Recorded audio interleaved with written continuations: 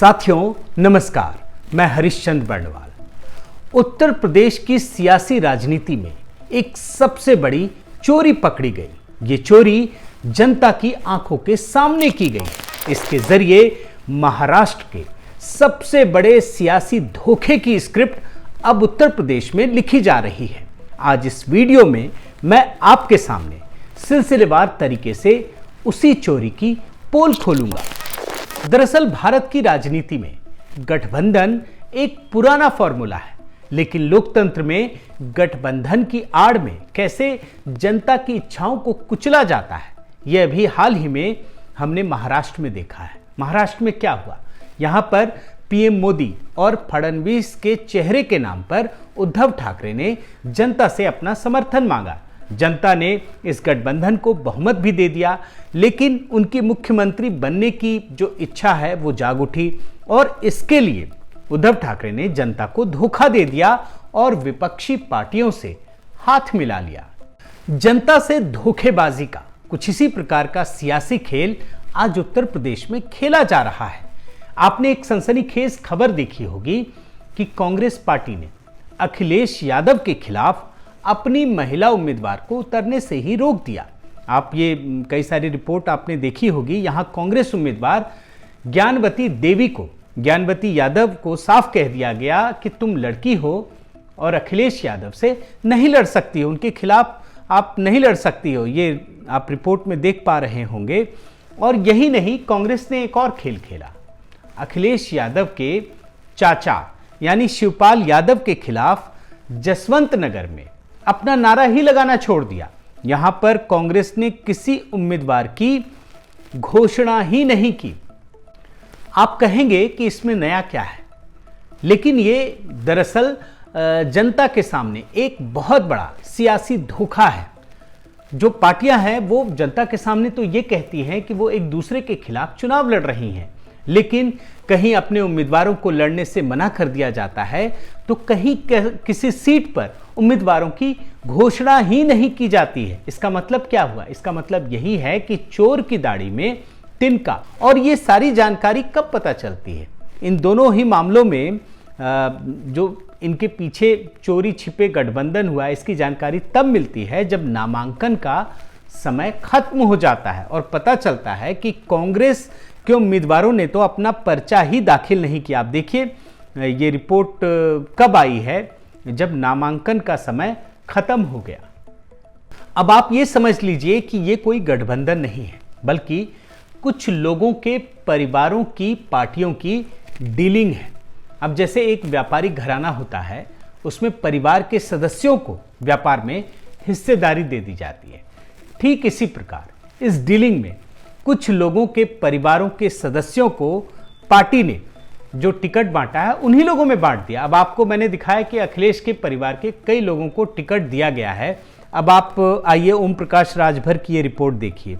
ओम प्रकाश राजभर की पार्टी जो है वो अखिलेश के साथ उसका गठबंधन है, और इन्होंने जब 5 सीटों की घोषणा की अपने प्रत्याशियों की, तो उसमें 2 सीट तो इन्हीं बाप बेटे की थी। आप ये रिपोर्ट देखिए, इसमें क्या है कि ओम प्रकाश राजभर ने पेश की परिवारवाद की मिसाल, पिता पुत्र दोनों लड़ेंगे चुनाव। अब एक और आप तस्वीर देखिए, समाजवादी पार्टी यही नहीं रुकती है, बल्कि एक ही परिवार के 3 सदस्यों को टिकट दिया गया है। अब ये कौन है? ये वही आजम खान है जो इस समय जेल में है। उनके अलावा उनके बेटे, उनकी पत्नी और तीनों को समाजवादी पार्टी ने टिकट दिया है। अब उत्तर प्रदेश में जो सियासी खेल खेला जा रहा है उसका मतलब समझिए।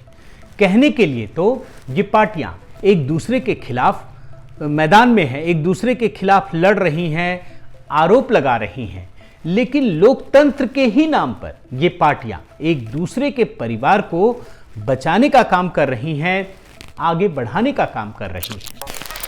चुनाव में आप वोट तो किसी उम्मीदवार के जीतने के लिए देते हैं, लेकिन ये परिवारवादी पार्टियां आपका वोट लेकर और हार कर भी जश्न मनाती हैं। आप बंगाल चुनाव तो नहीं भूले होंगे। इस चुनाव में कांग्रेस को हाथ को एक भी सीट नहीं मिली थी, लेकिन उसके बावजूद भी राहुल गांधी ने ट्वीट कर जश्न मनाया था और आप ये ट्वीट देखिए, दरअसल ये भारतीय राजनीति का एक अलग ही लेवल है।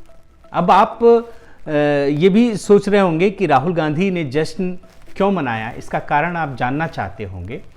तो इसका कारण आपको प्रियंका वाड्रा के इस बयान में मिलेगा, और जिसमें वो खुलकर बता रही हैं कि वो राजनीति जीतने के लिए नहीं करती हैं। आप उनका ये बयान सुनिए। राजनीति सिर्फ जीतने के लिए थोड़ी होती है, राजनीति सिर्फ जीतने के लिए थोड़ी होती है।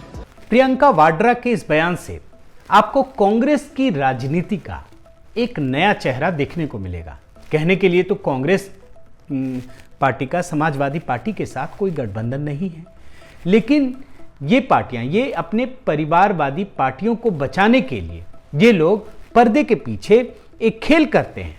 और आप ये बयान सुनिए, इससे आपको सारी बातें स्पष्ट हो जाएंगी। जहां हमारे उम्मीदवार थोड़े से हल्के हैं, वहां पे हमने ऐसे उम्मीदवार दिए हैं जो बीजेपी का वोट चाहते। एक समय था जब पार्टियां दो जातियों को जोड़कर अपनी जीत का दंभ भरती थी, लेकिन जब से राष्ट्रीय राजनीति में मोदी जी आए हैं और उन्होंने सबका साथ, सबका विकास और सबका विश्वास का नारा दिया है, तब से जातिवाद पर विकासवाद भारी पड़ गया है। और ऐसे में इन राजनीतिक दलों ने जनता को गुमराह करने के लिए एक नया ढोंग शुरू कर दिया है। ये पार्टियां आपस में भले ही समझौता न करें, लेकिन इनका मकसद साफ है। अगर कभी कोई ऐसा मौका हुआ कि सबको साथ लेने की, तो आप अखिलेश को सपोर्ट करेंगी? देखिए, ऐसी परिस्थितियां आए तो देखा जाएगा। वैसे मुझे नहीं लगता कि कोई इसमें इशू होना चाहिए। आज कांग्रेस ने अखिलेश यादव और उनके चाचा शिवपाल यादव के खिलाफ भले ही उम्मीदवार न उतारा हो, लेकिन इन परिवारवादी पार्टियों के बीच जो डीलिंग होती आ रही है वो काफ़ी पुरानी है। ये बहुत पहले से ऐसी चीज़ें होती आ रही हैं, और आज मैं आपके सामने वो सारी चीज़ें एक एक कर रखने वाला हूँ। पहले आप सोनिया गांधी के चुनाव क्षेत्र रायबरेली का हाल देखिए।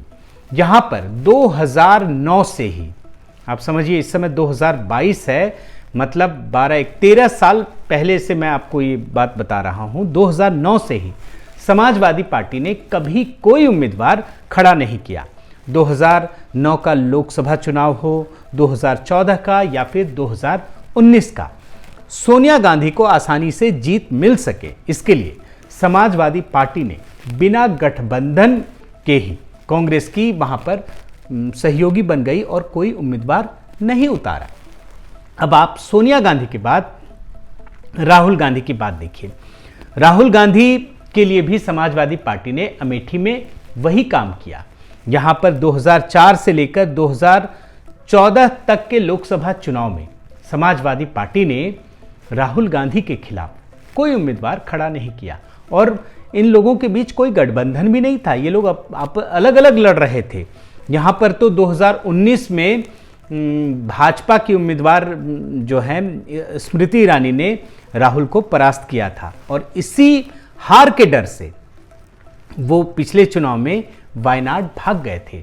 मतलब समझिए कि समाजवादी पार्टी इन दोनों की जीत के लिए पूरा प्रयास कर रही थी। वैसे ये मामला एक तरफा भी नहीं है। मतलब जो काम कांग्रेस के लिए समाजवादी पार्टी ने किया, वही काम कांग्रेस भी समाजवादी पार्टी के लिए भी करती आ रही है। अब मैं इसका उदाहरण आपके सामने रखता हूं।